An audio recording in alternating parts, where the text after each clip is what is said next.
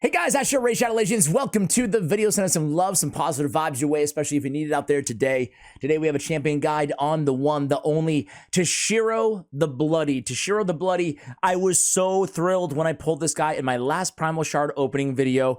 Check it out. I'll try to link it in the description of this video. Man, it was raining mythicals to some extent, I would say. I think I got 4. Not bad. But Toshiro was absolutely the highlight. So, shout out to some of you guys. We get Afik Mandicane. There we go. We get Nathan. Sorry about the Ashley typo on Kurigar. No worries, man. Can you go mythical and hit me with that Toshiro the Bloody? Absolutely. Let's go ahead and cue the intro. Alive! It's alive! It's alive! All right, guys, so Toshiro the Bloody is an absolute phenom. He is arguably the best clan boss, HYDRA clan boss damage dealer in the game, certainly up there in the conversation. And I remember speculating on, okay, is it because of his base form or because of his alternate form? Because when I first pulled him, or when he was first introduced to the game, rather, I didn't know because both forms look insane. Let's start with the base form, and then I will unveil. All right, so his A1, guys, is Quick Draw. Attacks one enemy, has a 50% chance of attacking another enemy if they're under a leech debuff. Places a perfect veil on the champion for 1 turn. The damage does scale off of attack and HP. This is a very, very hard-hitting ability here. I've seen it hit already for 2 million plus on a decapitated HYDRA off of the A1 ability. It scales multiplier a 2.8 attack plus a 0.1 HP multiplier. On his A2, Sanguine Darts attacks 4 times at random. Each hit increases his champion's attack and HP by 5% while in their base form, up to 100%. If the target's under a leech, this champion's attack and HP will be increased by 10% instead. Damage inflicted by this skill increases by 15% for each leech debuff, on the enemy team. So again, does scale off of attack and HP. It's a 1.5 attack multiplier and a 0.1 HP multiplier. This escalation is what makes him insane in HYDRA over any long battle, in particular, old school clan boss as well. It is just bonkers to get a 100% bonus off of attack and HP, seeing as how that's what all of his damage scales off of. On his A3, Bloody Typhoon attacks all enemies, places a decreased defense and a leech for 2 turns. Leech is so important to his kit, obviously. Places an extra hit on enemies under 2 or more debuffs. This has a 3.5 attack multiplier plus a 0.1 HP modifier in there as well. It's a lot of damage. Now, books are mythical skill tomes. They're very hard to get, but they're actually very well worth it on this particular champion on his base form alone. Don't even need to go into the alternate form at all. His alternate form is nasty. It reads really, really well, but in terms of longer battles clan boss, longer battles HYDRA, it's all going to be base form only. We're never going to switch forms because when we do, we're going to be negating all of that built up attack and HP. It's going to reset when you switch forms. We don't want that, so we need to stay in base form in longer battles, and you'll see the damage. It's insane. Fills his champion's turn meter by 5% every time they attack and target under a leech. 25% more damage on enemies under that leech. So leech, again, is super important. You can even have another leech champion on the team. What was I going to... Oh, yeah, booking this guy. That one book for 20% extra damage, I mean, it's huge, right? 2 books for 20% extra damage. When you're dealing 2, 3, 4, 10 million per hit, it's going to make a massive difference. You're going to get millions of extra damage off of those books. So again, I know they're hard to get, but if you're on the fence about whether or not to book this champion out, it's definitely going to be worth it. He also brings HP in all battles by 35%. Now on his alternate form, which we're really not going to highlight that much in the video. We'll do a quick arena battle just to see what it does. But unfortunately, it's just not because of that reset. We already talked about it. It's really going to negate his alternate form. Moreover, the multipliers just aren't that great on the alternate form. They scale off of HP first and then attack. So he becomes an HP-based nuker, and you can see that reflected on his base stats, 25k base HP. So on his A1 is an AoE, has a 50% chance of increasing the duration of all enemy debuffs by 1 turn, really nice. A Drawn in Blood, everything's AoE by the way. AoE heals all allies except this champion by 10% of the damage inflicted, which is a nice heal. However, the breakdown here is a 0.7 attack, 0.25 HP multiplier on that. What is that akin to? Kind of like an Eric's AoE on her A2. Similar to that, maybe even a little bit softer. It's hard to quantify the attack and the HP, but I would say similar, right? So not that bad, but not insane either. Not like his base form, right? On his A3, attacks all enemies, decrease speed, and a leech with an extra turn. It is on a 4-turn cooldown, but that allows us to get back to that A2 and get more heals, or the A1 and get more debuff extension. The A1 especially is really, really useful, especially on an ally attack team. Now, this guy needs to be paired with Lady Mikage if you have her, because he's always going to go in on with his A1, and we talked about how hard hitting that is on the base form every time that she goes in, as long as he's the only other Shadowkin faction ally on the team with her. So it's one of the most powerful Hydra combos in the entire game, more powerful combos anywhere in the game. By the way, doesn't he look so badass on this base form? Ooh, or the alternate form rather? Ooh, he looks good. I love the extra turn mechanic. 2 essential debuffs, 2 hard to find debuffs sometimes, a little bit more niche than your decreased defense, which again, he does have on his base form. Doubles the amount of healing the champion receives when attacking enemies under leech. Also decrease the damage taken from enemies under leech. He's tough to kill on his alternate form. So there it is, guys. That is Toshiro the Bloody. What a champion. Let's go ahead and take a look at how I have him built out. And then before we do, I think I'm gonna do a full Hydra run.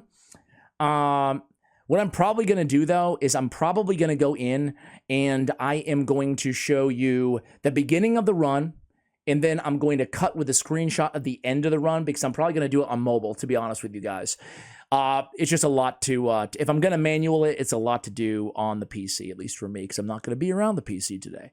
All right, so what do we have for total stats here? First and foremost, we have 7,100 on the attack. We have 236, 100, 288 on the crit rate, crit damage.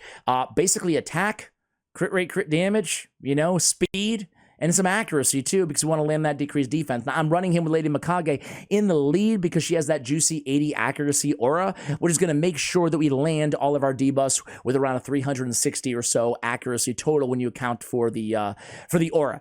So we have, hopefully, attack on the banner. My game's lagging a little bit, sorry. So on the banner, we have attack. Let's go ahead and glyph this out. Let's not rework. Let's go in there and try to get a better ascension stat. Accuracy's not bad. We'll take it. I would prefer attack, but I'm not sure if I want to keep re-rolling. You know, I'll take the accuracy because, as you guys saw, frankly, we could use it, right? So let's go ahead and take it to 2, and then we'll farm a little Phantom Shogun later. Let's go ahead and get some more HP. HP, remember, is your friend with this champion as well. We're going to go over the big guy, 6-star glyph, and of course we get a 3-roll. Yay. I'm not going to 6-star glyph on the speed. I only have 1. We're going to save that for maybe some PvP stuff. Crit damage with crit damage, and again, we actually do want to come in here and glyph this stuff out. This guy's absolutely worth your best gear.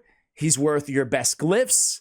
As you guys can see, he's worth the investment, okay? So we're going to go ahead and, again, got a pretty unlucky roll there on a 6-star accuracy glyph, but we'll take it nonetheless. We're able to get the accuracy all the way up to 281 to over 300 now, just with those adjustments. Again, a ring. We want attack, but we really want attack on the Ascension as well. And I have to rework it for 5 cost? Oh, come on, man. What a ripoff. At least we got the HP. We'll take the HP. It benefits him, right? So we're good. All right, we have speed on the boots. If you can get the God tier gear on this dude to where you can go attack percentage on the boots as well, hey, the attack percentage is so valuable on this champion because it's going to be escalated. Same with HP. It's going to be double throughout the duration of the battle, right? So we have speed with attack percentage, and that HP, again, we're going to glyph it out, guys. We're going to glyph it out. Oops. That's not the percentage, but we do get a little bonus there. My bad on that. It's okay. Okay. What do we have? We have attack with accuracy on the chest. Tempted to keep re-rolling that as well. Should we? Let's see. Do I want to sacrifice all the... No, we have no Chaos Dust left. Way to go. Way to go. We have crit damage with some crit rate on the gauntlets.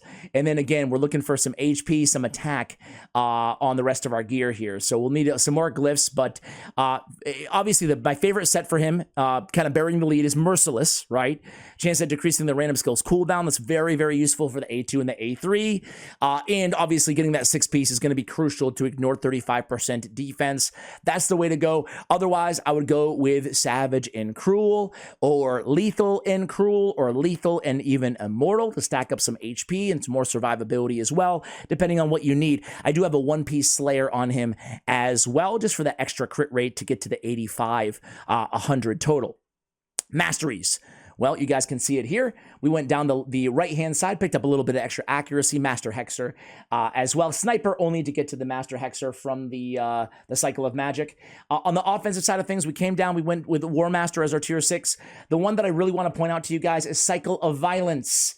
Cycle of Violence, super important on this champion because he actually is easily exceeding the 30% target's max HP on almost every hit.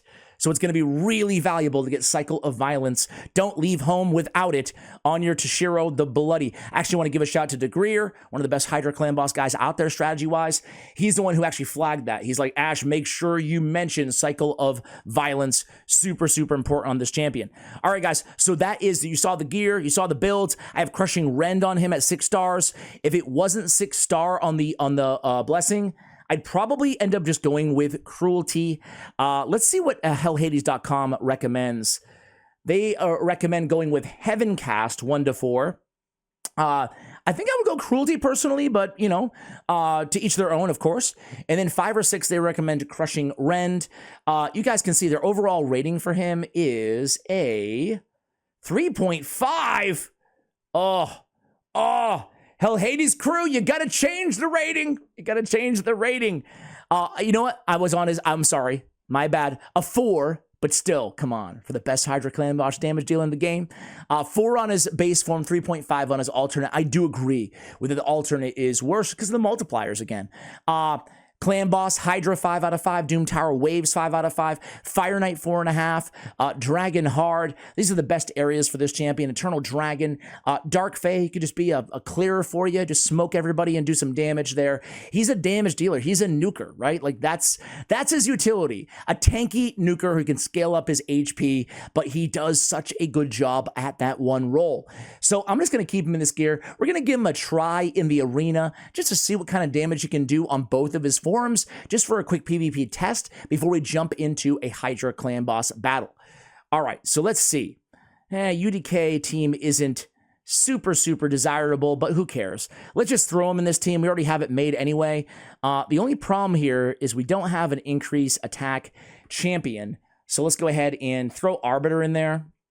Hopefully I have, actually maybe, yeah, we could do that. We could do Arbiter, right? I'm just like, wait, I might have to take UDK out of my team and put in like a CC champion. So let's just put Crixie in there.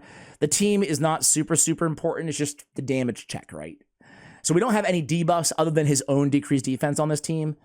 So we could put like a Lydia in there as well instead of a Freya. But let's just see what happens here. Man, my PC is running Raid extra slow lately. I think it's time for an upgrade. I've had the same PC for around 7.5, 8 years. You think that's like, is that long compared to you guys? Or is that about standard? I have no idea. All right, here we go. Increase attack. So let's see what we can do. Now, obviously, we are not scaling anything off this dude, right? He's not taking advantage of his base form in such quick combat. But let's just try with his A3 first. So his A3 base form, like really good damage, right? Oh, God. I don't know if I have the patience to wait for UDK. I'm just going to end it right there. I'm just going to end it. I don't want to deal with a 2-turn Stone Skin UDK. That was nice damage, though, you know, against a fairly tanky team. Let's go against, whatever. Let's go against this squad. A little bit less of a tank. I do have a Duchess there, though. I want to try out his A2, then I want to switch forms. So let's see what he has here. Man, this guy's so good. Congratulations, by the way. You're watching... I'm assuming most of you guys probably pulled him. Otherwise, why are you watching the video? Just hanging out, just seeing what he can do. That's cool, too. But if you do have your hands on him, congratulations. I mean, you just made a big impact, especially on your Hydra and Clan Boss teams, right? Okay, let's go in with the A2 here. So really solid damage again, right, on the A2. I'm going to switch forms. You don't, to be fair, guys, they give him a 4 out of 5 on hellhades.com in the arena. I never see this dude in gold, whatever the highest gold league is in live arena. I never see him. I don't think I've ever gone against him here. So I'm not saying he's bad in PvP. I'm just saying he's not like end game meta, right? He's more of a PvE damage dealer. So we might die here. Let's see if we croak. Now Arbor is still alive. We're gonna be good. We're gonna be good. But let's see if Toshiro, he's probably gonna be down here. No, we have the cleanse still alive. My bad. All right, here we go. Let's just A1. Well, it's just Gaius. So let's just A1 this dude, right? This is Toshiro's A1. Nice damage there, right? Against a squishy target, so it's hard to read into it, but trust me, you'll see him in Hydra in just a moment. Let's just try out that, let's try out his alternate form just for a DPS check. Again, keep in mind, he's a lot tankier on that alternate form. That base HP really high. 25k, super high on the alternate form. So here we go. Gonna go ahead and lock them out. And then, okay, got a stun there, unfortunately, on Arbiter. So no increase attack, which is a bummer, but let's switch forms anyway. Let's stick with the game plan here. Let's start with his extra turn ability, right? So 40k damage. Now we can go with the A2. Heal our allies, 30k damage. So you're seeing the difference already, right? Between the forms, damage-wise. Granted, he doesn't have increased attack, so it's hard to compare. But take my word for it, you know, significantly less damage. The attack is not the main scaler on the second form, obviously, as well. So note that, although the HP, it's still in there with the HP, right? Meaning the HP is the first stat on the alternate form that your damage is going to scale off of. All right, let's go A1 here with Freya. Get a little bit of provoke in there, and then let's just do one more quick test on that alternate form here after this battle, and then we'll jump right into Hydra Clan Boss, okay? So return to the arena. Let's find, and none of these teams feel super tanky. Let's refresh one time. Man, I'm sure you guys have done this plenty of times, right? But I pulled my, it's a little tankier here. I pulled my defense, and then I forgot about it until like late in the day here on Sundays when I'm recording this. And I'm like, oh crap. I fell all the way to gold 4. I made up a little bit of ground just for this recording, but still not ideal in terms of the opponents that we're facing here, given the team that we're running, right? Anyway, let's go in there, lock them out, and check out now with the increased attack what we can do here. Let's come in with the turn meter boost. Let's switch forms. We'll still have 1 turn increase attack. And we're going to go in again with the extra turn ability. So we go in there 25k, not much damage-wise. And again, goes A2. It's just nothing like his base form, right? So it would be cool to see, you know, if there is some utility that opens up with that alternate form. Especially, I love all the AoEs with the extra turn. It reads really well. The just damage is just a little bit lacking. All right, guys, let's go ahead and try for, that's a nice little counterattack though there. Let's go ahead and try some Hydra. Be right back. All right, guys, so here's the squad. We got Mikage, we got Venus, we got Toshiro, Turvold, Androck, and Krisk. Krisk is going to be there for decreased speed and the provoke, some damage. He's in a curse set for Hex. We have all the other builds are going to be pretty typical, 9 apiece, excuse me. Protection on Androck and on Mikage for that extra damage. All right, let's go in with the A3 here. Get some more protected buffs. Let's debuff. Gonna work on Head of Decay first and then switch to Torment. We've got, this is rotation 6 right now. We've got Mischief as well. Let's go in. Let's actually work on Torment right now. I hate Head of Torment. What about you guys? All right, let's land that Provoke on Decay or not.